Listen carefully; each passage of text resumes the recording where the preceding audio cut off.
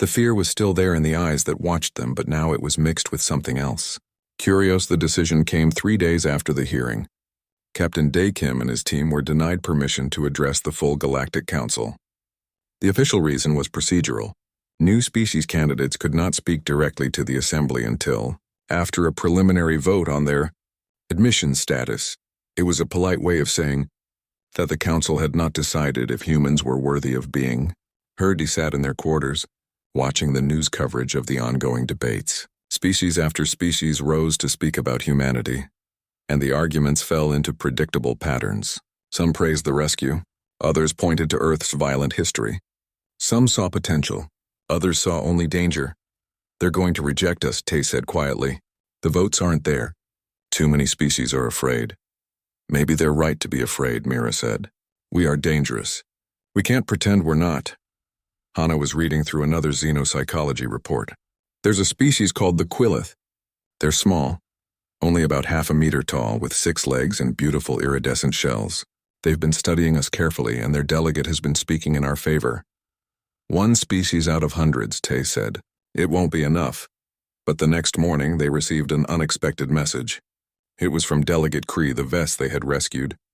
She requested a private meeting, and she came to their quarters with another delegate in tow, a Quillith whose translator rendered her name as Ribbon.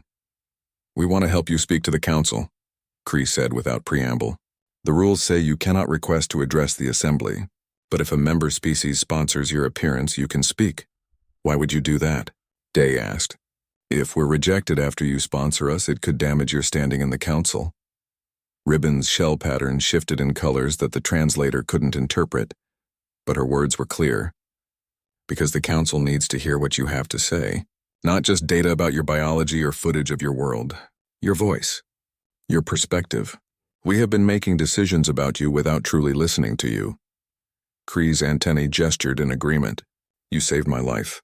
The least I can do is give you a chance to save your species' future. The sponsorship was filed, and the Council could not refuse it without breaking their own rules. 2 days later, Day found himself standing in the Grand Council chamber, facing the assembled representatives of 847 species. The chamber was vast, with seating arranged in spiraling tiers that rose toward a domed ceiling filled with stars. Each species had their own section, their own atmosphere controls, their own comfort requirements. The diversity was staggering and beautiful. Delegate Silk, the mantis-like xenopsychologist, served as moderator. Captain Dae Kim of Earth, you may address the Council. Day walked to the central platform. He had prepared a speech, worked on it for hours with his team. But standing here, looking at the hundreds of alien eyes watching him with fear and doubt and curiosity, he knew he needed to speak from his heart instead. I'm not a diplomat. He began simply, I'm a soldier. Earth sent me because they thought my military training would help me stay calm in unexpected situations. They were right about that, but they didn't understand what I would be walking into. He gestured to the assembled council. You are all descended from prey animals. Every single species here evolved by hiding, by running, by cooperating to avoid predators. Your civilizations were built on the foundation of survival through caution. I respect that. It's kept you alive across countless generations. Humans evolved differently. We were prey once when we were still small and weak, but we learned to fight back. We learned to hunt. We became the predators instead of the hunted. That transformation shaped everything about us, our bodies, our minds, our culture. Day paused, letting that sink in. You've studied our biology and it scares you. Forward-facing eyes for tracking prey, strong jaws for killing, endurance for chasing, aggression for fighting. You look at us and see death walking on 2 legs. I understand that fear. It's not irrational. But here's what your studies might have missed. Yes, humans evolved to hunt. But we also evolved something else, empathy. We couldn't build civilizations alone. We needed tribes, communities, nations. We needed to care about each other. So we developed the ability to see ourselves in others, to feel what they feel, to help even when it costs us. Hana stepped forward with her datapad. May I show something? She asked. Silk granted permission, and Hana activated the chamber's holographic display. Images filled the space above them. A human doctor in a disaster zone covered in mud and exhausted, still treating patients. A teacher in a poor village giving everything to educate children who might never see her again. Firefighters running into burning buildings, rescue workers digging through rubble after earthquakes, volunteers feeding the hungry, housing the homeless, protecting the endangered. This is also human nature, Hana said softly. Yes, we can be violent. Yes, we can be dangerous. But we also choose to be this. Every single day, billions of humans choose compassion over cruelty. They choose to help instead of hurt, not because it's easy, but because it's right. Tay activated another display, showing human art, paintings and sculptures, music and dance, poetry and theater from every culture on Earth. We create beauty. We've always created beauty. Even in our darkest times, we made art, we sang songs, we told stories. Because being human means caring about more than just survival. It means wanting to make the universe better than we found it. Mira showed human technology. Not weapons, but tools. Medical devices that saved lives. Agricultural systems that fed billions. Clean energy that reduced harm to the environment. Space probes sent out to explore, carrying messages of peace to anyone who might find them. We made all of this, Mira said. With the same hands that can make weapons, we built hospitals.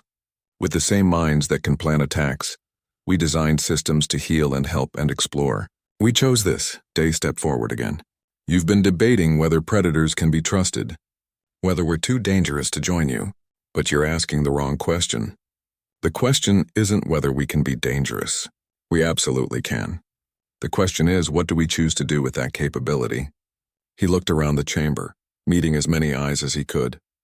When your station had an emergency, we didn't see an opportunity to attack. We saw people who needed help. When we could have stayed safe and let them die, we ran into fire instead. Not because we're fearless. We were terrified, but we chose to act anyway. That's what humanity is. We're predators who chose to protect instead of prey on. We're survivors who decided that everyone deserves to survive. We're aggressive beings who turned that aggression toward solving problems instead of creating them. His voice grew stronger. You're afraid we'll hurt you, but I'm telling you that we're more afraid of failing to help. That's the difference. That's what makes us who we are. We hunt disease now. We hunt ignorance and poverty and injustice. We chase solutions instead of victims. Cree rose from her seat, her translator carrying her words clearly. I died in that fire. My consciousness was fading. I had accepted my end, and then a predator picked me up and carried me out. He was burned. He was bleeding. He could barely breathe, but he came back 3 more times to save others. That is not the action of a monster. That is the action of a hero. Other rescued delegates began to stand one by one. Tesh the Krill, a Volm named Wes. Others whose names Day didn't know but whose lives his team had saved. They bled for us, one said. They suffered for us, another added. They risked everything for strangers, a third concluded. If that is what predators do, then maybe we need predators in the council. Ribbon, the small Quillith delegate, spoke up in her musical voice. I have studied Earth's history extensively. Humans have done terrible things to each other. They have had wars and genocides and cruelties beyond counting. They do not hide from this history. They teach it to their children as a warning. Never again, they say. And they mean it. They are not perfect, Ribbon continued, but they are trying to be better. Every generation they try to be better than the last. They fight against their own worst instincts. They build systems to protect the vulnerable. They create laws to limit their own power. They are predators who have civilized themselves, who have chosen to be more than their biology demands. Silk's wings rustled in the quiet chamber. The council must vote. But before we do, I want to say something personal. I was terrified of humans when they arrived. I am still somewhat frightened. But I am also hopeful. We have grown comfortable in our safety. We have forgotten what it means to take risks, to sacrifice, to fight for what matters. Perhaps we need to remember. Perhaps we need predators to teach us about courage. The vote was called. Species by species, they cast their decisions. Yes or no, accept humanity or reject them. The count was displayed on screens throughout the chamber. It was not unanimous. Nearly a quarter of the species voted against admission. But the majority voted yes. Humanity was granted provisional membership in the Galactic Council. The chamber erupted in sounds that no translator could properly render. Some species celebrated, others protested. Most simply watched the humans with new understanding. Day felt his team gather around him. Hana was crying quietly. Tay was grinning wide. The medical bay kept them for 2 days. Day's lungs needed treatment for the smoke and heat damage. Tay's hands were wrapped in regenerative bandages that slowly healed his burns. Mira's throat had to be treated for chemical damage from the toxic fumes. Hana's broken arm was set and sealed in a cast that would heal the bone in a week instead of the months it would take naturally. But the physical recovery was the easy part. The galactic news networks exploded with the story. Every species with access to broadcasting was showing footage of the rescue. Someone had captured video of the humans running through the damaged corridors, carrying aliens to safety, going back again and again into that burning section. The images were everywhere. Day watched some of the coverage from his hospital bed. The responses were not what he had expected. A news program from the Krell homeworld showed the footage in slow motion, with expert commentary. "Notice how the humans move with purpose even in extreme danger," the analyst said. "This is not panic. This is controlled aggression applied to a problem. They are hunting a solution." Another program from a species called the Roth focused on human biology. They continued functioning in temperatures that would have killed most species within minutes. Their bodies simply refused to stop. This is Death World adaptation at its finest and most frightening. A debate program featured several xenopsychologists arguing about human motivation. They felt fear, one insisted. The medical readings show elevated stress hormones, increased heart rates, all the biological markers of terror. But they acted anyway. This divorce between feeling and action is unprecedented. "It's not unprecedented," another argued. "It's called courage. But we've never seen courage in a predator species before. Prey animals protect their young, defend their herds. Predators hunt and kill. What are we to make of predators who protect those they could easily kill?" Hana changed the channel and found a children's education program that was trying to explain humans to young aliens. The host, a gentle-looking being with soft fur, spoke carefully. "The humans look scary because they evolved differently than we did. But looking scary and being mean are not the same thing. They saved our friends even though it hurt them. That's called being brave. They're trying to understand us," Hana said quietly, "but they're struggling with it." Tay was reading news feeds from multiple sources on his datapad. Not everyone is struggling. Some are getting more afraid. There's a petition circulating among 73 species calling for humanity to be denied council membership. They're calling us a Class X biological hazard. "That's up from the Tier X classification," Mira noted. "We're getting more dangerous by the day." On the third day, they were discharged from medical care and summoned to a formal hearing before a subset of the council. This was not the full assembly, but a specialized committee dedicated to xenopsychology and species integration. The hearing room was smaller than the Grand Council chamber, but still impressive. Representatives from 20 different species sat in a semicircle, with the humans positioned in the center like specimens being studied. The lead investigator was a tall, thin being that resembled Earth's praying mantis but with more delicate features and beautiful, translucent wings. Its name was Silk, and it spoke with quiet authority. "We have spent the last 3 days analyzing every piece of data we have about humanity and your homeworld," Silk began. "Our findings are troubling." A holographic display activated behind Silk showing Earth from space. "Your planet has been classified as a Class 12 death world. This is one of the highest danger classifications in our database. The surface experiences extreme temperature variations, violent weather systems, tectonic instability, and a biosphere filled with organisms that have evolved to kill and consume each other."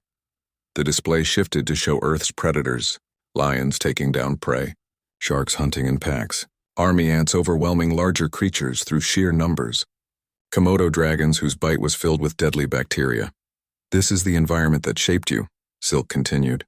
"You evolved not just to survive it, but to dominate it. You are persistence hunters who can track prey for days. Your bodies regulate temperature through sweat glands, allowing you to operate in heat that would kill most species. You can survive on a remarkable variety of food sources. You heal from injuries that would be fatal to others. You have domesticated other predators to serve you." An image appeared of a human child hugging a dog, and several species in the room made sounds of distress. "This is a wolf," Silk explained, "one of Earth's apex predators. Humans took them from the wild and over thousands of years bred them into companions. You saw a killer and decided to make it your friend. This level of confidence in the face of danger is disturbing." Day wanted to argue, but realized that from their perspective, domesticating wolves did sound insane. The presentation continued. Silk showed human sports, boxing, martial arts, rugby, ice hockey. You deliberately fight each other for entertainment. You train your bodies for combat even in peacetime. Then came the extreme sports: skydiving, rock climbing, deep-sea diving, base jumping. You seek out danger recreationally. You have activities whose entire purpose is to simulate life-threatening situations because you find fear enjoyable. Images of human children on playground equipment, climbing, swinging, falling, and laughing. You teach your young to embrace risk from the earliest age. Finally, human media: action movies, war films, horror stories. Your entertainment glorifies violence and danger. You tell stories about overcoming impossible odds, defeating monsters, surviving catastrophes. Your heroes are warriors and survivors. Your culture celebrates victory through strength. The display turned off and Silk looked directly at Day. Captain Kim, we are trying to understand how a species like yours can exist. Theory suggests that predators either remain as animals or destroy themselves before reaching the stars. You should not be here. Yet you are, and you saved 17 lives at great risk to yourselves. We do not know what to make of you. Day stood slowly, feeling the weight of every eye in the room. May I respond? Please, Silk said. You're right about all of it, Day said simply. Earth is dangerous. We evolved to hunt. We are violent and aggressive, and we take risks that seem insane to you. All of that is true. He paused, gathering his thoughts. But you're missing half the picture. Yes, we have combat sports, but we also have the Olympics, where nations that were at war compete peacefully. Yes, we tell stories about warriors, but we also tell stories about teachers, healers, and artists. Our most celebrated religious figures preached peace and compassion. Our greatest scientists dedicated their lives to understanding the universe, not destroying it. Hana stood next to him. We didn't just domesticate wolves. We domesticated crops so everyone could eat. We built hospitals to heal the sick. We created laws to protect the weak. We made art and music and poetry because beauty matters to us as much as strength. Tai joined them. We fight each other in sports, but we also help strangers in need. We climb mountains for the challenge, but we also build schools and libraries.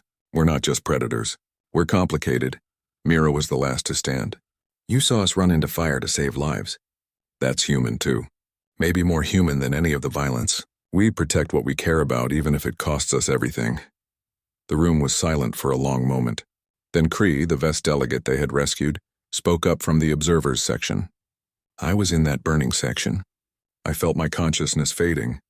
I knew I was going to die, and then these predators came through the door and carried me out. They were terrified. I could see it in their body language, smell it in their sweat. But they came anyway. She moved forward to stand near the humans. I study behavior in my work. I know fear when I see it. These beings were not fearless. They were afraid and they acted anyway. That is not aggression. That is something finer, something we have words for in every language but have never seen embodied so perfectly. Another of the rescued delegates, a Krell named Tesh, stood as well. I have read human literature as part of this investigation.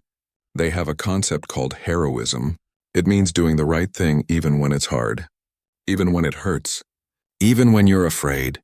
They have entire genres of stories about ordinary people becoming heroes. This is not just their culture. This is their aspiration, who they want to be. Silk's wings fluttered in what might have been agitation or thought. The question before us is not whether humans are capable of violence. Clearly they are. The question is whether they can be trusted to choose peace. We've been choosing peace for generations, Dee said. We've had the capability to destroy ourselves since we split the atom. We've had nuclear weapons for over a century. We could have ended our world dozens of times over, but we haven't. We've fought to build a global civilization instead. It's messy and imperfect, but we keep trying. Why? Silk asked. Why choose the harder path? Dee thought about that for a long moment. Because we're not just predators. We're human. And being human means deciding what kind of predator to be. We hunt problems now. We hunt disease and ignorance and injustice. We turned our aggression toward making things better instead of just making things dead. The hearing ended without a decision, but Day could see that something had shifted. The alarm started as a low pulse that quickly rose to a screaming wail. Day was awake instantly, years of military training bringing him to full alertness in seconds. His door slid open and he saw his team emerging from their rooms with the same quick response. What's happening? Mira asked, already pulling on her jacket. The station's public address system activated, and an automated voice spoke in multiple languages simultaneously.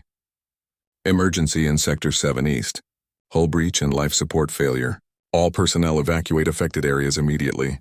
Emergency response teams proceed to staging areas. Through their window, they could see lights flashing in a distant section of the station. Small figures were moving rapidly along the corridors, heading away from the emergency zone. Day's communicator activated. It was Vorn, the Krell delegate who had first greeted them. The alien's voice was strained. Captain Kim, please remain in your quarters. The station is handling the emergency.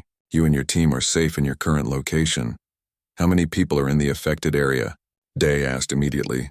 There was a pause. 17 delegates are trapped behind a sealed bulkhead.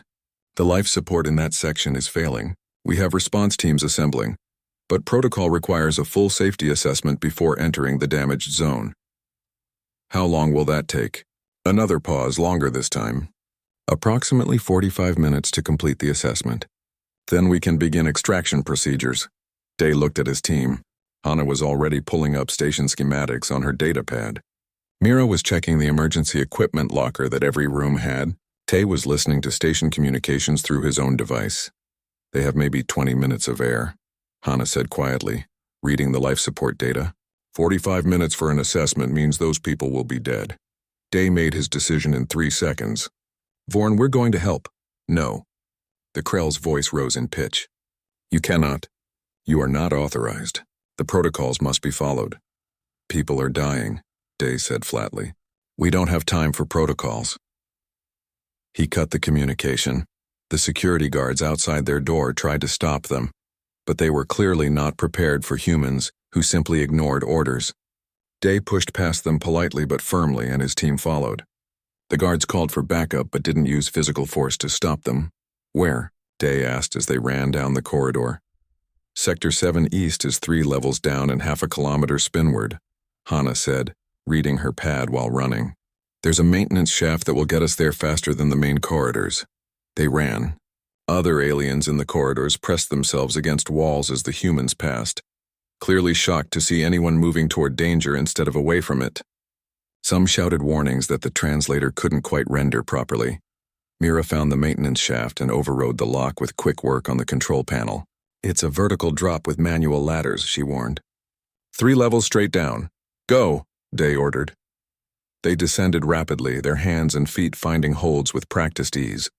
Emergency lights painted everything in red shadows. The shaft was hot and Day could smell something burning. They emerged on the damaged level into chaos. The corridor was filled with smoke and the air tasted metallic.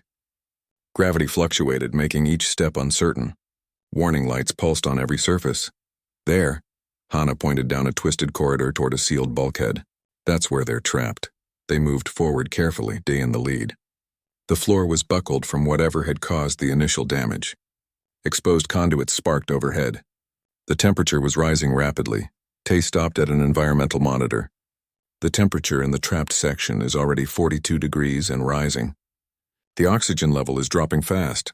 Can we open the bulkhead? Day asked Mira. She examined the massive door. It's emergency sealed. The automatic systems won't open it, because the sensors detect unsafe conditions on both sides. I'd need to manually override the safeties. Do it. Day, if I open this, the damaged systems on our side might fail completely. We could cause a bigger breach. If we don't open it, 17 people die for certain, Day said. We'll take the risk. Mira nodded and got to work. Hana was reading her medical scanner, trying to get data on the life signs beyond the bulkhead. Tay was stripping insulation from his jacket to wrap around his hands. Why are you doing that? Hana asked. The metal is going to be hot, Tay said simply. When that door opens, we'll need to go through fast. An explosion somewhere above them shook the corridor. A section of ceiling collapsed and Hana pulled Day back just in time. Burning debris fell where he had been standing. Hana's arm bent at a wrong angle, and Day realized she had broken it. Hana, you need to go back, he said. Not happening, she said through gritted teeth. She used her good hand to activate her medical scanner. I can still work. Mira got the override panel open and started rewiring connections. Almost there. 30 seconds. Tay had moved to a different environmental panel. The air in the trapped section is down to 12% oxygen. People will start losing consciousness soon. 20 seconds, Mira said. Another explosion, closer this time. The corridor filled with acrid smoke. Day felt his eyes watering and his throat burning, but he stayed focused on the bulkhead. 10 seconds. A support beam overhead groaned and began to bend. Tay looked up at it and swore softly. Done. Mira shouted, and the bulkhead began to slide open. The trapped section beyond was a nightmare. The air shimmered with heat. Emergency lighting had failed, leaving only the glow of small fires. 17 aliens of various species were huddled against the far wall, their various forms of communication creating a chorus of distress. We're here to help, Day shouted, not sure if any of them could understand. We need to move now. But the trapped delegates were in shock, many of them barely conscious from heat and oxygen deprivation. They weren't moving. We'll have to carry them, Hana said. There was no time to argue or plan. Day ran into the superheated room and grabbed the nearest alien, a small insectoid Vess. The creature's carapace was scorching hot, but Day wrapped it in his jacket and lifted it. Behind him, his team was doing the same. Tay picked up two of the smaller beings. Mira, despite being the smallest human, lifted a large crystalline Krell with pure adrenaline-fueled strength. Hana, with her broken arm hanging useless, used her good arm to guide a semi-conscious Volm in its environmental suit toward the exit. They made 3 trips into that burning hell, each time grabbing more of the trapped delegates. The heat was unbearable. Day's uniform was smoking. Tay's improvised hand wrapping had burned through and his palms were blistering. Mira was coughing blood from inhaling superheated air. On the final trip, as Day carried the last 2 delegates out, the support beam finally gave way. The ceiling collapsed behind them, sealing off the trapped section forever. If they had been 30 seconds slower, everyone would have died. They carried the survivors back through the damaged corridor, up the maintenance shaft, and into the safe zone where actual emergency teams were finally arriving with proper equipment. Medical personnel swarmed the rescued delegates, checking vital signs and providing treatment. Day set down the alien he was carrying, and then his legs gave out. He sat down hard on the floor, his body finally registering all the damage it had taken. Hana collapsed next to him, her face pale from pain and shock. Tay was being treated by a medical bot for his burned hands. Mira was coughing into a respirator that someone had given her. Security personnel surrounded them, but they weren't trying to detain them. They seemed to not know what to do with humans who had just run into a death trap and saved 17 lives. Vorn arrived, pushing through the crowd. The Krell looked at the humans, at the rescued delegates, at the destroyed corridor behind them. You could have died, Vorn said quietly. Yes, Day agreed, too tired to say more. Why did you do it? Day looked at the Krell delegate, meeting those large, side-set eyes. Because we could. Because no one else was going to get there in time. Because the alternative was letting people die.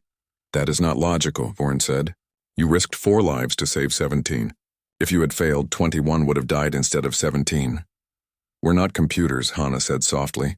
We don't make decisions based on math alone. We make them based on what's right. More aliens were gathering now, many of them coming to see the humans who had done the impossible.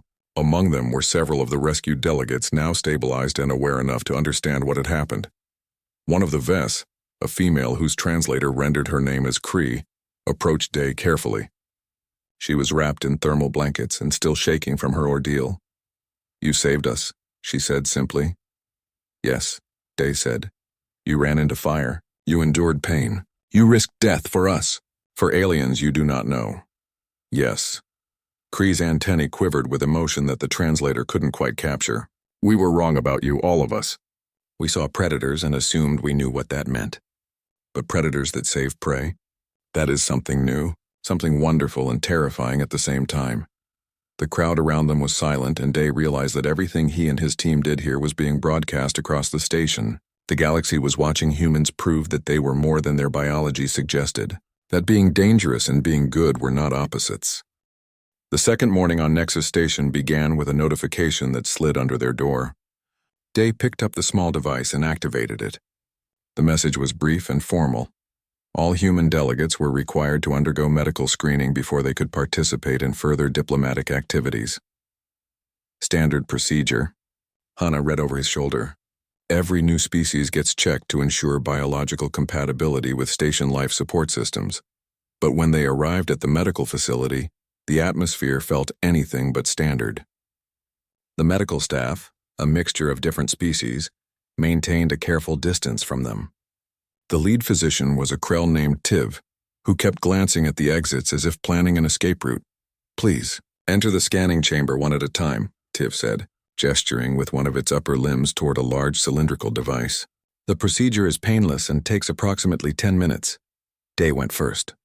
He stepped into the chamber and stood still while lights moved up and down his body. Through the transparent walls, he could see the medical staff gathered around multiple displays, their various forms of communication, creating a strange symphony of sounds, lights, and movements. When the scan finished and he stepped out, Tiv looked distinctly disturbed. "Is something wrong?" Day asked. No, Tiv said quickly. "Please send in the next member of your delegation." One by one, they were all scanned. After Mira completed her examination, Tiv requested they all wait in an observation room. The furniture was clearly not designed for humans, but they made themselves as comfortable as possible on seats meant for very different body structures. Through the transparent wall, they could see the medical staff in heated discussion, their translators working overtime as multiple species tried to process what they had found. "They seem upset," Tai observed. "They seem terrified," Hana corrected. "Look at their body language. Every species has different signals, but fear is pretty universal. They're all showing signs of stress." Eventually, Tiv returned with 2 other physicians, one of the insectoid Vess and one of the gaseous Volm contained in its environmental suit. "We have completed our analysis," Tiv began slowly, "and we must ask some questions about human biology." "Of course," Day said. "We're happy to explain anything." Tiv's crystalline plates rattled slightly. "Your skeletal structure is remarkably dense. Your muscle tissue has redundant fiber systems that provide both endurance and explosive strength.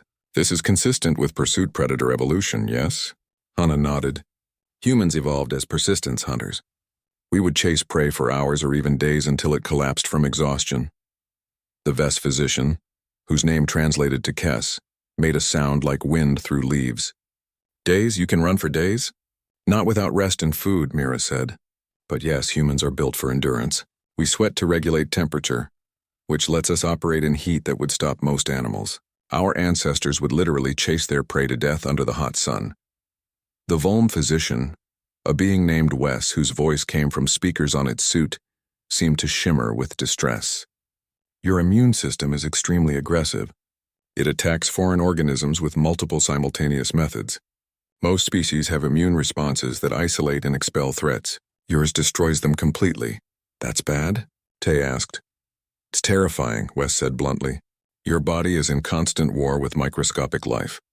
You carry trillions of bacteria that you've essentially domesticated through evolutionary arms races. Your planet must be extraordinarily hostile. Earth has a lot of diseases," Hana admitted, "but humans are very good at surviving them. Our immune systems are aggressive because they need to be." Tiv pulled up a display showing human anatomy. "You have binocular vision with exceptional depth perception for tracking prey. Your teeth include specialized tearing structures. Your hands have remarkable grip strength and fine motor control for both tool use and grasping. Your cardiovascular system can redirect blood flow to prioritize either brain function or muscle function depending on need. You have multiple redundant organs and can survive the loss of significant portions of your internal systems. You're built to both deal damage and survive damage," Kess said quietly. "This is classic apex predator design. But you're also bipedal, which freed your forelimbs for tool use. You have large brains relative to body size. You have complex vocal systems for communication. You have every advantage." Day was starting to understand why the medical staff looked so disturbed. "We didn't design ourselves," he said carefully. "Evolution shaped us for survival on our world. We can't change what we are."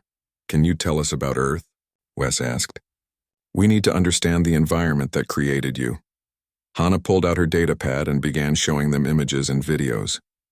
She showed them earthquakes and volcanoes, hurricanes and tsunamis. She showed them the vast range of Earth's climates from frozen poles to burning deserts. She showed them Earth's predators: lions, sharks, crocodiles, bears. "These are other predators on your world?" Tiv asked, its voice barely above a whisper. "Yes," Hana said, "and there are prey animals too." Deer, rabbits, fish, birds.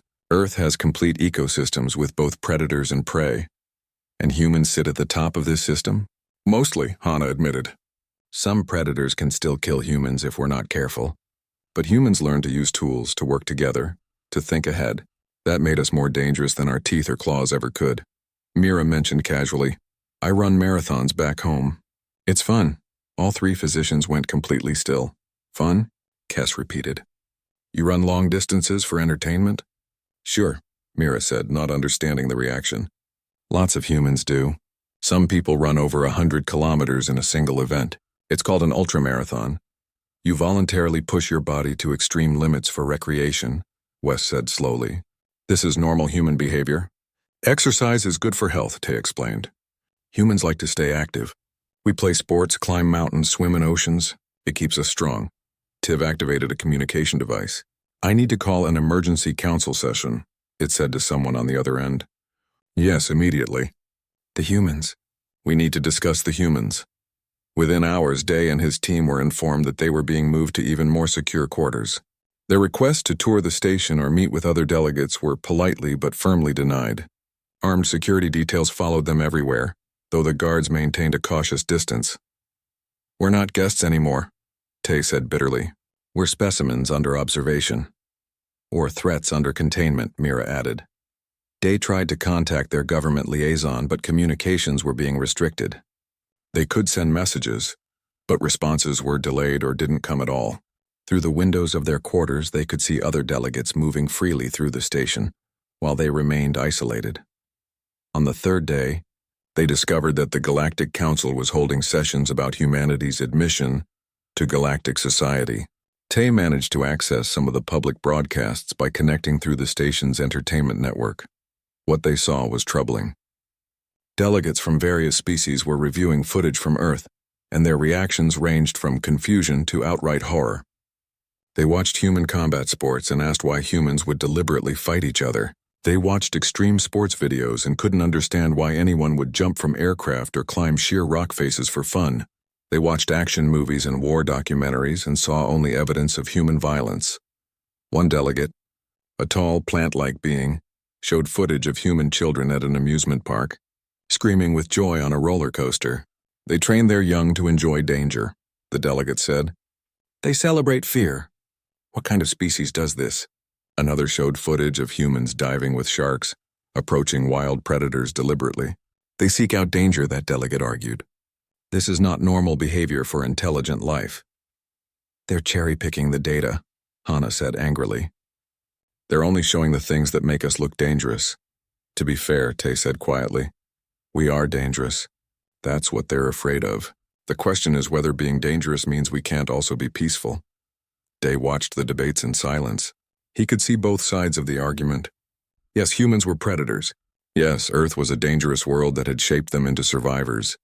But being strong didn't mean they wanted to hurt anyone. Being capable of violence didn't mean they chose violence. Late that night, as his team slept in their separate rooms, Day stood at the window looking out at the stars. Somewhere out there was Earth, where billions of humans lived their lives without ever thinking about whether their eyes were forward-facing or whether their teeth were threatening. They were just people trying to survive, trying to be happy, trying to connect with others. But here, light years from home, those simple biological facts had become evidence in a trial. Humanity was being judged not on what they had done, but on what they might do, on what their bodies suggested they could do. He wondered if it was possible to change their minds.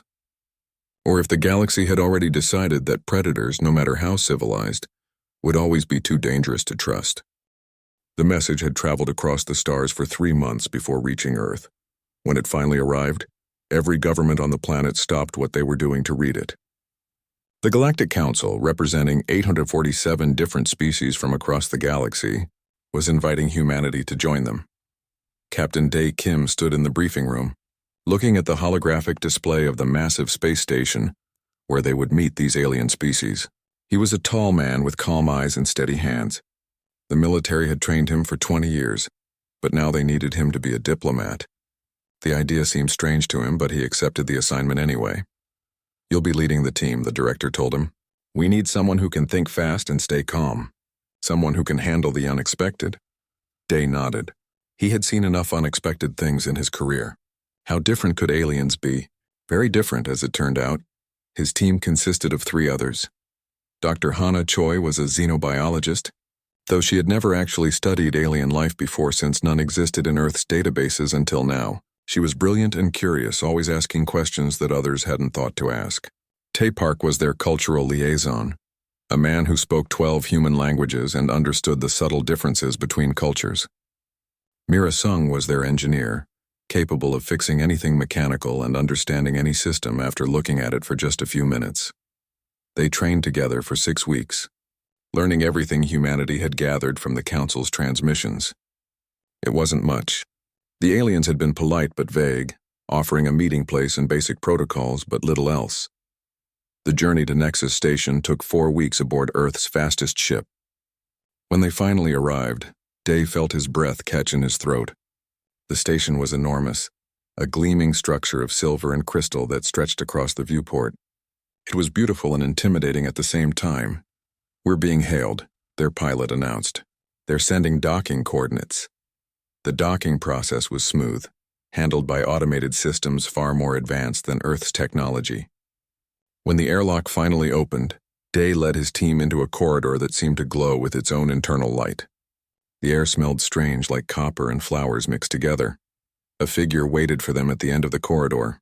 Day had seen pictures in the briefing materials, but seeing a real alien in person was completely different. The creature stood nearly 3 meters tall, with crystalline plates covering its body in shades of deep blue and purple. It had 4 legs and 2 arms, and its head was broad and flat with large eyes set on the sides. "Welcome," the alien said, and Day realized it was speaking through a translator device attached to its chest. "I am Delegate Vorn of the Krell. We are pleased to receive Earth's representatives." Day smiled and stepped forward, extending his hand. "Thank you for having us. I'm Captain Day Kim, and this is my team." Vorn suddenly stepped backward, its crystalline plates rattling together. The sound reminded Day of wind chimes, but there was something wrong about the alien's body language. It seemed frightened. "I apologize," Vorn said quickly. "Please follow me to the reception hall." The Krell turned and walked away at a fast pace. Day glanced at his team, seeing his own confusion reflected in their faces. Hana shrugged slightly and they followed. The reception hall was enormous, filled with hundreds of aliens from dozens of different species. Day saw creatures that looked like giant insects, others that seemed to be made of gas contained in environmental suits, beings that floated rather than walked, and some that defied any easy description. But what struck him most was how they all reacted when the human delegation entered the room. Conversation stopped. The various beings turned to look at them, and then many quickly turned away. Some moved to the far side of the hall. Others huddled together in small groups, their translators buzzing with rapid conversation. "Is it just me?" Tay whispered. "Or are they afraid of us?" "They're definitely nervous about something," Mira agreed quietly. Hana was studying the aliens with professional interest. "Look at their eyes," she murmured. "Most of them have eyes on the sides of their heads. Prey animal configuration. They have wide fields of view to watch for predators." Day felt a cold understanding settle over him. He looked at his team, really looked at them. Forward-facing eyes, visible teeth when they smiled. Bodies designed for hunting and chasing. They were predators, and apparently that made them unique here. A small insectoid alien approached them cautiously. It had multiple legs and delicate antennae that twitched nervously. "Welcome, humans," it said through its translator. "I am Delegate Shill of the Vess. We are curious about your species. You are the first. The first of your kind we have encountered." "First predators?" Day asked gently. Shill's antennae went completely still. "You know, we're starting to understand," Hana said softly. "Where we come from, predators and prey both developed intelligence. We didn't realize that wasn't normal." "It is not normal," Shill said. "It is unprecedented. In all the galaxy, every species that reached the stars came from prey stock. Predators are intelligent on many worlds, but they never develop civilization. They never reach this level of technology. They remain hunters. We were hunters too," Day said. "We just learned to hunt different things, problems, challenges, knowledge." Shill seemed to consider this. "That is what frightens the Council.